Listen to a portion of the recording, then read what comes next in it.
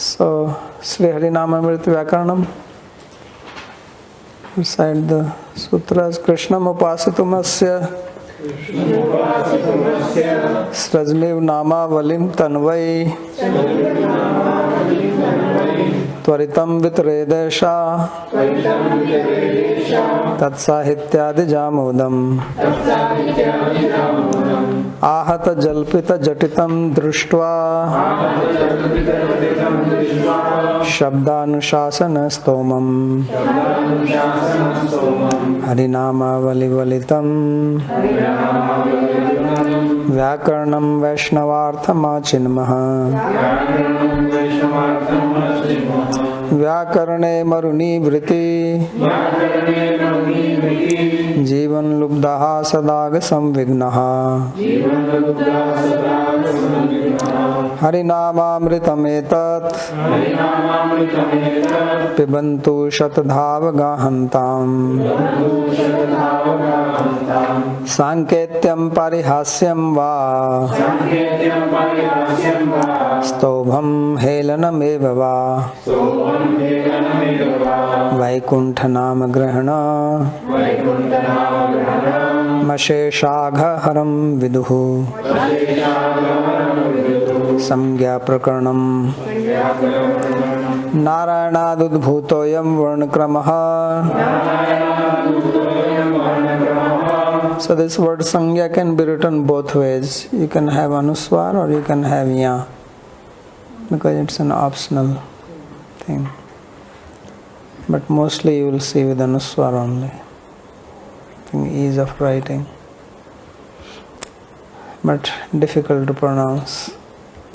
It's more easy to pronounce it as sangya than samgya. तत्रादौ चतुर्दश सर्वेश्वराः दश दशावतारः तेषां द्वौ द्वावेकात्मकौ पूर्वो वामनः परस्त्रिविक्रमः त्रिमात्रो महापुरुषः आवर्जितः सर्वेश्वर ईश्वरः दशावतार ईशः आ इ ई उ ऊ अनन्तः इ ई उ ऊ चतुःसनः उ ऊ ऋ ऋ चतुर्भुजः ए ऐ ओ औ चतुर्व्यूहः अम् इति विष्णुचक्रम् अङ् इति विष्णुचापः अः इति विष्णुसर्गः कादयो विष्णुजनः ये वर्जितास्तु बलः ते मान्तः पंच पंच विष्णुवर्गः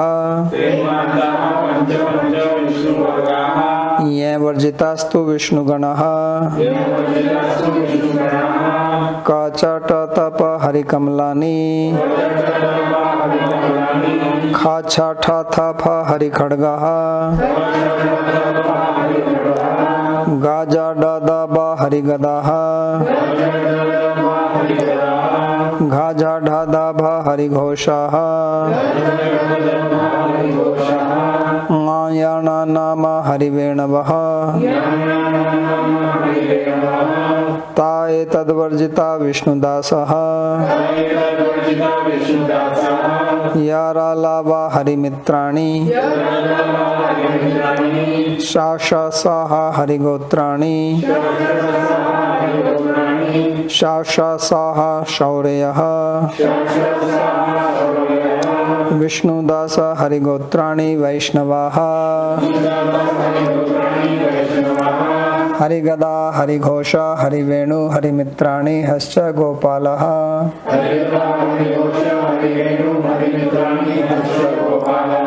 यादवान्ये शौरी वर्जितास्तु सात्वतः अस्पर्शी प्रयत्नः सर्वेश्वराणां स्पर्शी विष्णुवर्गाणां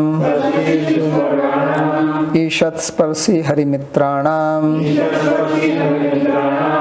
रादनुस्वराच्च परं यवाभ्यान्तु पूर्वं विनाय रामस्य पुनर्विष्णुपदादावीषत् स्पर्शितरः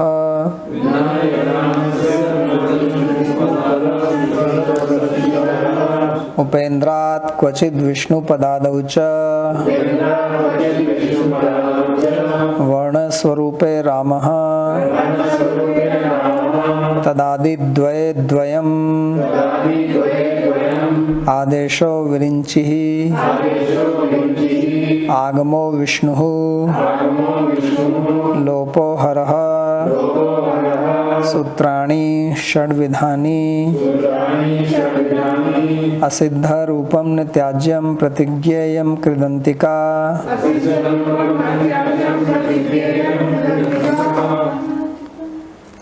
Okay, now we are on sutra number 14. So amiti Vishnu chakram akara ucharanartha. So here this is only the dot on top which you see, that is called Vishnu chakram, not A. A is only for the ease of pronunciation. Cannot pronounce that by itself. So Bindu Swarupa Varno Vishnu Chakra Nama Anuswara Bindu Lavacha. So this dot, which is called Bindu in Sanskrit, so therefore this Varna is called Vishnu Chakra. In Panini it is called Anuswara. It's also called Bindu and Lava. So love means small. So Anuswara means that it comes after swara. It does not come after vyanjana or consonant. This comes always after a vowel, not after consonant. Therefore it is rightly called as Anuswara. Then we have this another sound which is called Chandra Bindu. Here it is called Vishnu Chapa. Ang iti Vishnu Chapa. So Vishnu Chapa means, Chapa is the bow of Vishnu. So the bow has this shape like a half moon type, and then there's a dot on top of it. So the previous one is just the dot, here a dot, and then you have the crescent underneath. So this is called Vishnu Chapa. Ardha Chandrakriti Varno Vishnu Chapa Nama, and this is called Anunasika. That this sound comes from the nose, and it can come after any Varna. So later on we will see Yavala Dudha. Ya, Va, La are of two types. There's Ya, Va and La, and there's Ya, Va, La. So there you have to pronounce it along with the letter. So you have La and you say La. It is not after. Like the swara, Anuswara is after. It comes along with that one. So wherever it is, that Varna is pronounced along with the nose. So Anunasika cha Nasika Bhavoyam. Therefore Sri Jiva Goswami rightly writes that it is produced from the nose. And Sanunasikastu Mukha Nasika Bhava. Now Sanunasika means if there is a Varna, if there is a Sarveshwara, or there is Vishnu Jana, which has to be pronounced with this. So then it will come from two places, from the mouth and nose. So therefore it will mostly be always Mukhnasika Bhava. By itself it is only nose, but since it will always come along with someone else who is coming from the mouth, so it is called Mukhnasika Bhava. So that's why it says Sanunasikastu Mukhnasika Bhava. So and if it is Swara, along with Swara, then it is nose. And then if it's Yavala, they are coming from some part of the mouth, then it has to go there. Then A iti Vishnu Sarga. So then these two, Bindu Dvaya Akaro Varno Vishnu Sarga Nama. So these two dots which come after, one on top of other. So these are called Vishnu Sarga. Now they are changing the logo of Jiva. They are making like this Visarga. They already put somewhere in some of the things. Pratap has disappeared, otherwise I will ask. In some of the Ayurvedic products they already brought. It's like two balls with a they have a theory behind it. So how is that? You can speak on this new logo? The new logo is it's like Visharga, it's like one dot and then line and a dot below. So there's a dot and horizontal line. Actually, horizontal line has been put between Visarga, two dots of the Visarga. That is the new logo. It's balance. And these two dots, one is Ayurveda and another is you. So it's a balance between Ayurveda and you. This is what it is. What is the second thing you said? Ayurveda? You. And you. So means when you are into treatment, it's not only just Ayurveda. medicines are there, but you also have to participate and have to create balance. Then only balance will come. Okay. So this is the Vishnu Sarga. Babaji, may I ask a question? Yes. I have a question on Vishnu Chapa. I was just wondering the sound of Om. So in sound of Om, there's a Vishnu Chapa on U. Like the way the write is U and then Vishnu Chapa. So I'm just wondering how the Om came from this sound. Om came from what?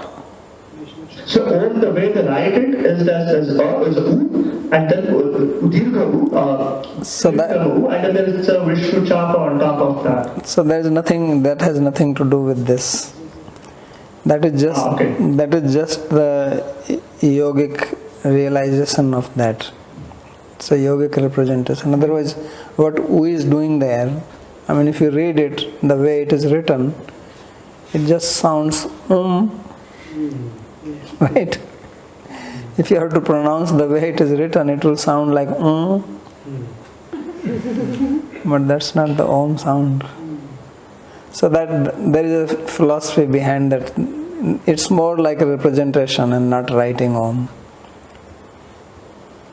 Of course, since it is a representation, it is called Om. But if you see it as per the way it is written and then pronounce it, then it doesn't match with the sound of Om.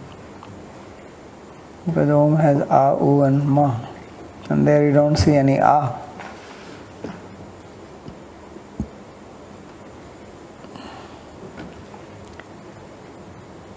So this is called Visarga and Visarjaniya. Visarjaniya is also common name. Remember this because this may come sometimes in the commentaries also. They may say Visarjaniya. Vishrishta is another name, Abhinisthana cha. Then we have Kadayo Vishnu Jana. So now we saw that from A up to A. So this 14 plus 3, this 17 have been described. So first 14 are considered as Sarveshwara. And these three sounds, they actually have the characteristic of both. this and a, they have the characteristic of both. That's why they have been put in between. When later on it will come, sometimes they are treated as Sarveshwaras, sometimes they are treated as Vyanjanas. You had a question? Yeah. I was just curious about the concept behind the use of the word sarga in this context, in the previous sutra. Well, because it is what Jiva Goswami is doing is that he is trying to also give the names if they can be close to what it is already there. So since it is called Visarga, so he called it Vishnu Sarga. Just like there was Swara, he called it Sarveshwara.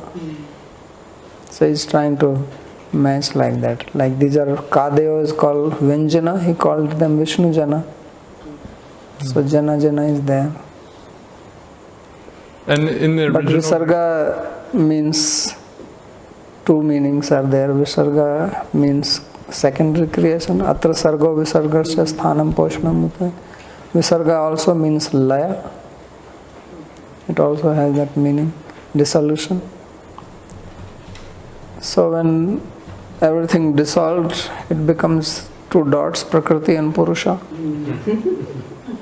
Right? Prakriti also becomes a dot and Purusha is there. It means unmanifest state. So that is Visarga. And think like that. I think the other meaning of Visarga could be the what he's giving here in the commentary, in the Amrita commentary. What is he saying? I mean, he's saying that that Sarga he means Dharma, and then the Yatra Trisagam Risha, just as I think we read in Krishna Sandama, that it means the Mathura, Dwaraka, and... Okay, so that is another meaning, that Sarga can also mean abode. Yatra Tisargo Amrisha in the first sloka. So there are Trisarga, means the three types of abodes. That's one meaning Jiva Goswami has given. That the three abodes are real, not Mrisha but Amrisha. So those three are Vrindavan, Mathura and Dwarka. So now we only have two dots here. So he says Mathura, Dwarka are one. So therefore, two dots. So that is another meaning of Visarga, Vishnu Sarga. Means these are the two abodes of Krishna. Vishnu means Krishna. Vikriditam Vrajvadu Bhiridam Cha Vishnu. So Krishna has two abodes.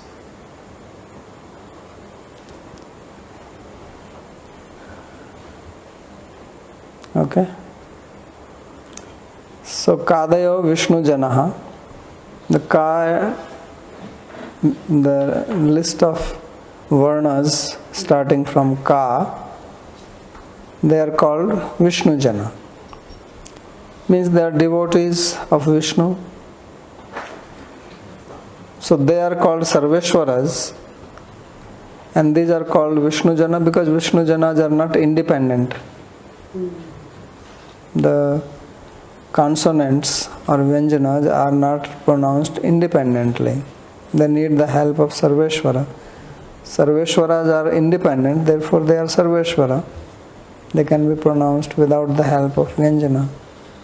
So in Sanskrit they are called Vyanjana. Vyanjana also means to manifest. So the different variety comes because of them.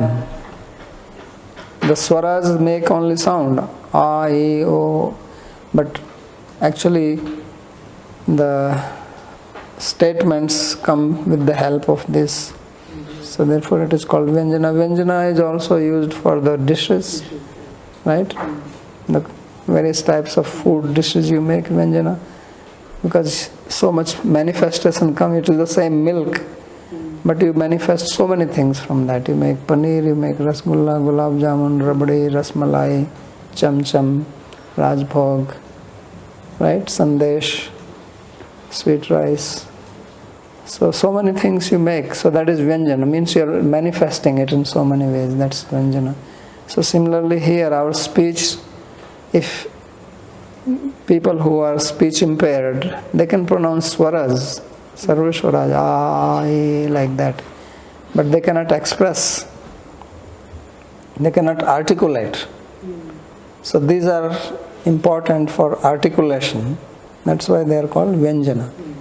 Articulation means you are expressing now your thoughts clearly, otherwise it is inarticulate sound. So therefore they are called Vyanjana, here they are called Vishnujana.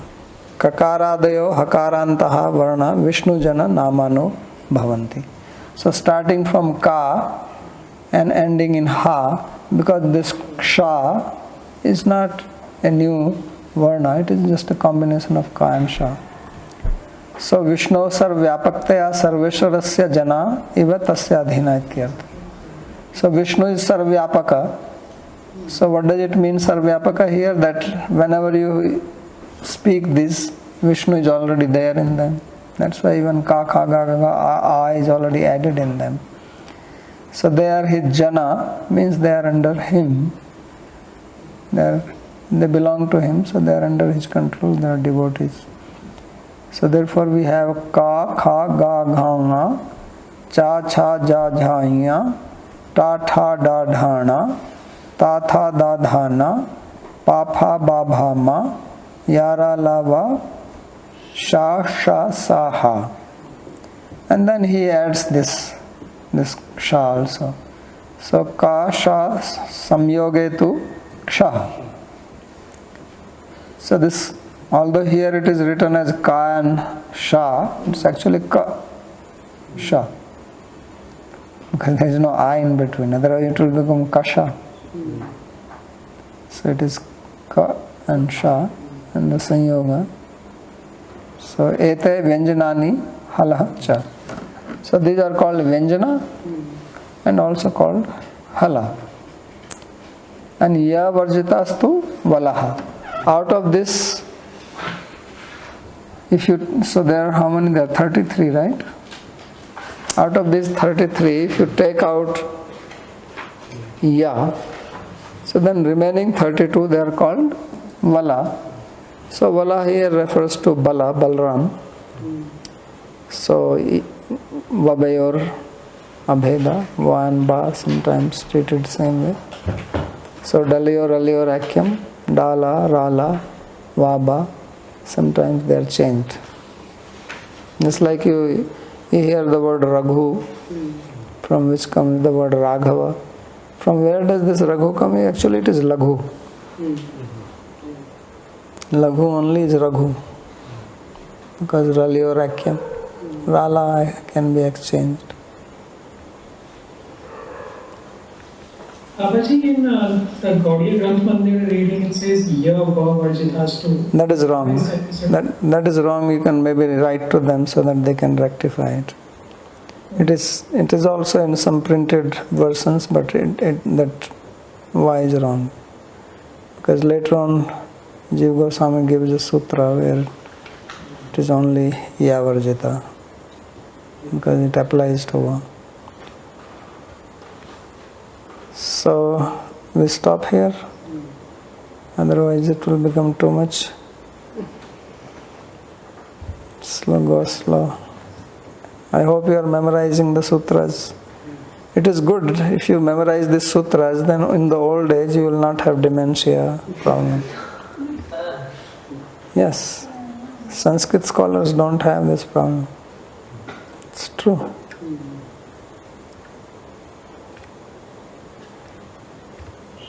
So much to confirm if I understood correctly the difference between Vishnu Chakra and Vishnu Chapa. So the Vishnu Chakra is pronounced after the vowel, and it's only in connection with the vowel, whereas the Vishnu Chapa is pronounced along with the vowel or the semi-vowel, yavala. And the Vishnu Chapa is in the nose or head, where it's vibrating. Nose. Nasika. Okay. I'm sorry, Vishnu Chapa can be pronounced with any hala, right? Not Yeah. just the semi-vowels. Yeah, it can be, but generally in the practical usage, it comes with Yava and La. Theoretically, it can come anywhere, but in the usage, what we see is it comes with only like Samvatsara. If you have seen sometime, they write with Vishnu Chapa. Okay, so therefore here this Anu, I mean he says also Anunasika. Okay, this is not Jiva Goswami's Nama or Sangya, but Anunasika would mean here together with the thing. And in the other case where we say it's Anuswara, the Anu means after the... Yeah, because otherwise if you have to say it Nasika, then Nasika means nose. I mean, if you give a name, if you remove Anu, what will it be called? Nasika. So that is confusing. Nasika is nose. Yes. So therefore Anu Nasika. Yeah. I just found it interesting that the word Anu here seems to mean two different things. Yeah. But it's okay, it's also different grammarians who gave this name. So okay.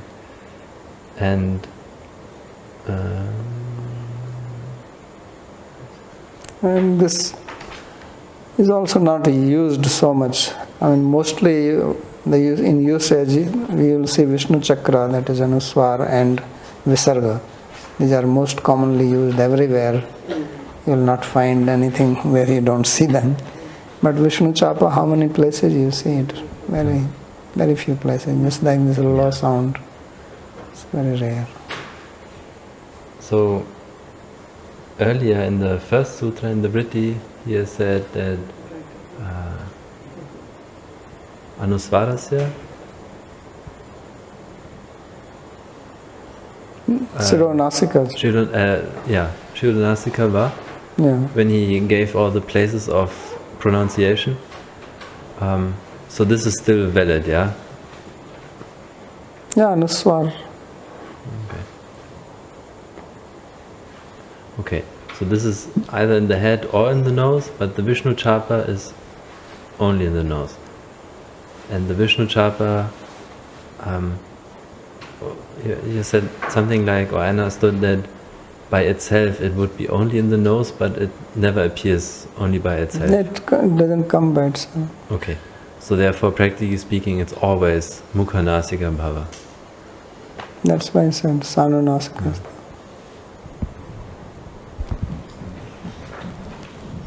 Just like Anuswar also never comes by itself. Here itself he said that this Akara Ucharanartha. So that Akara Ucharanartha means Akar in these three is for pronunciation, ease of pronunciation. It applies to all three of them. So it doesn't come by itself. The only difference is that this Vishnu Chapa is pronounced along with that word.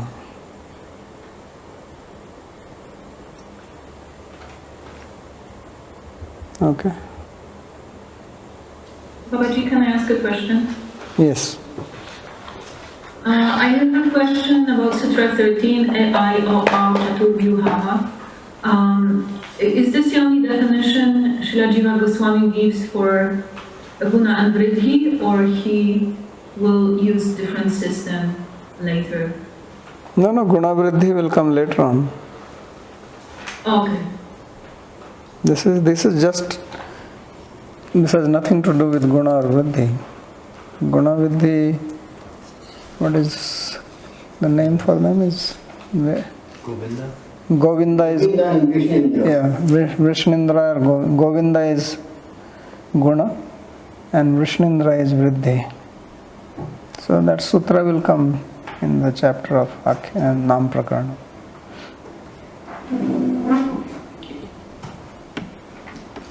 Advasya, Idvasya, right? Udvasya or Ridvasya lal, Govinda Naman. No? What is the sutra?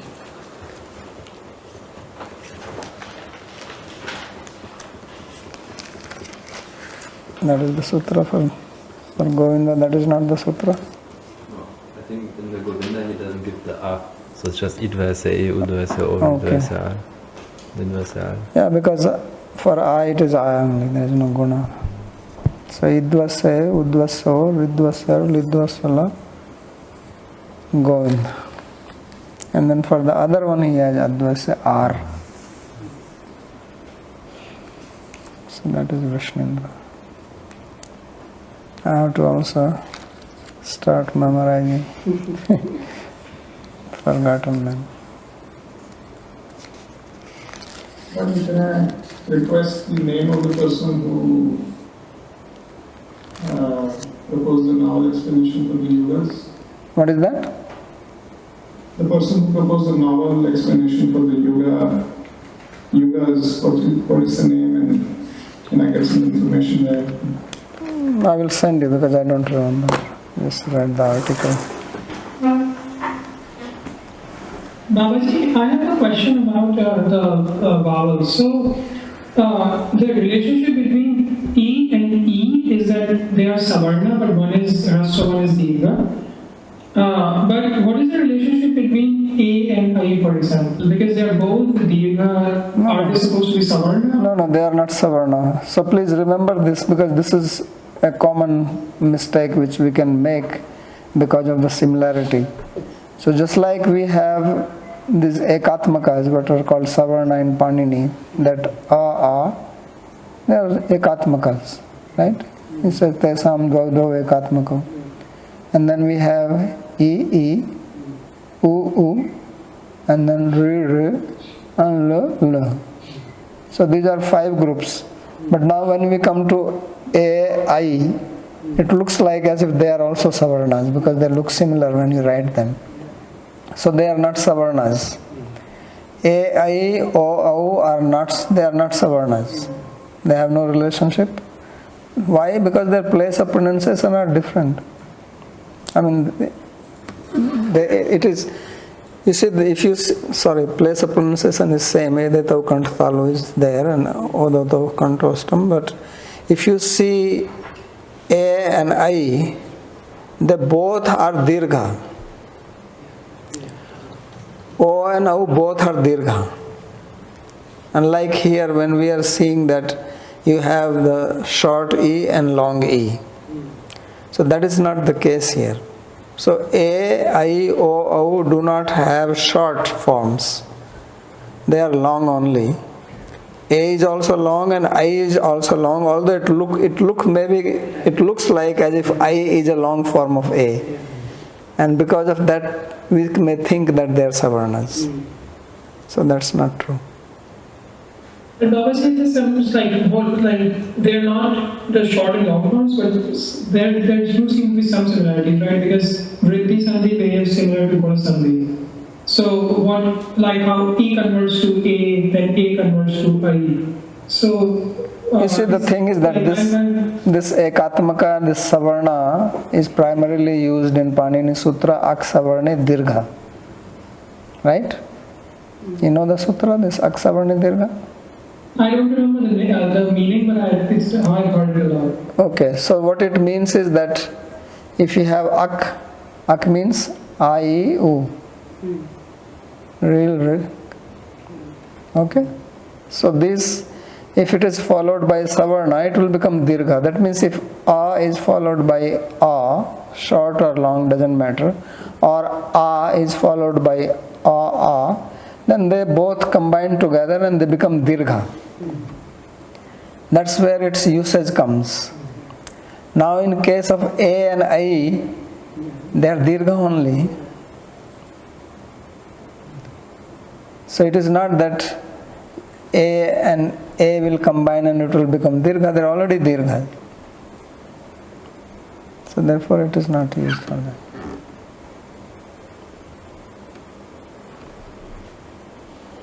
Okay, anything else? Can I ask one more small question, Babaji? Yeah. When suppose we are pronouncing a verse and we have a gap in the pronunciation. So suppose you have one pada of a shloka and the other pada and there's a gap. Do you still do sandhi between across the, like, so suppose you're pronouncing like the first half of a shloka and the second half of a shloka, and then even though it's the same sentence, you like pause in the middle. Do you, how, like, do you break the sandhi, or do you? You see, just like if you see this, say for example, Anushtup Chanda, like Bhagavad Gita slokas mostly, Dharm Kshetre Kurukshetre Samveta Yutsava Mamakaha Pandavascheva Kim Akurvata Sanjay. So here you see Dharm Kshetre Kurukshetre, right? Samveta Yutsavaha. So when you have Yutsavaha, after that Mamaka is there, so you don't make sandhi with that. Otherwise it will become Yutsavo. So there it ends. So there will be no sandhi there. But if it is half of the sloka in between, then the sandhi will be there. So if you pronounce it, even if you pronounce it like the first half of the first line and then take a gap and then pronounce the second half of the first line, you still keep the sandhi intact. Yes, generally. So that is called yuti.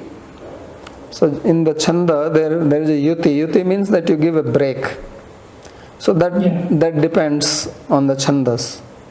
So for example, the first sloka of Bhagavatam, so it has got 19 matras in each, and the yuti comes after 12. So it is 12-7, 12-7, 12-7. Janmadasya to anvayad. So you give a break there. So similarly, the chandas, whatever is the chandas, they will tell you where is the yuti for that, and that's where you give the break.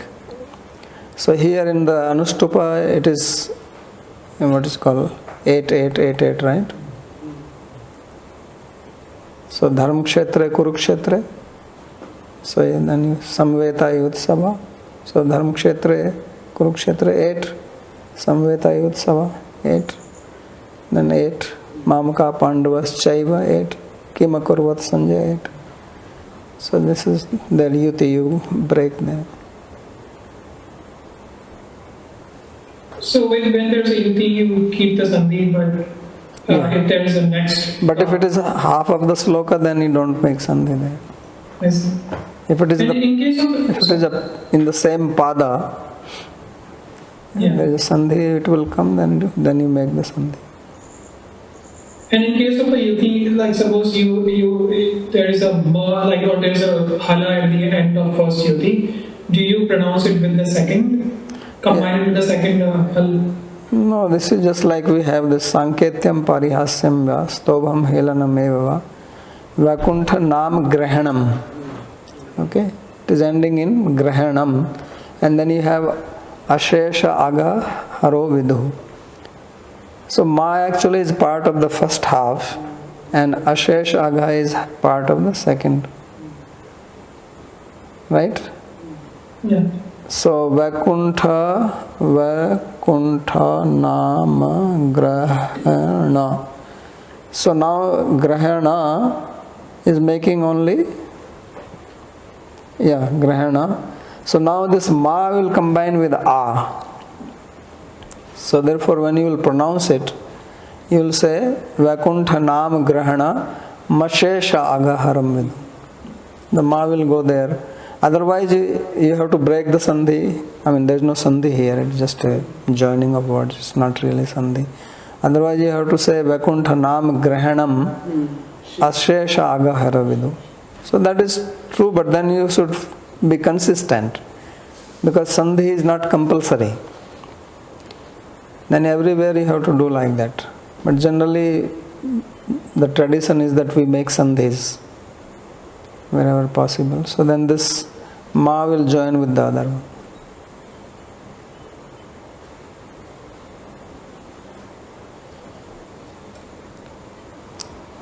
Okay.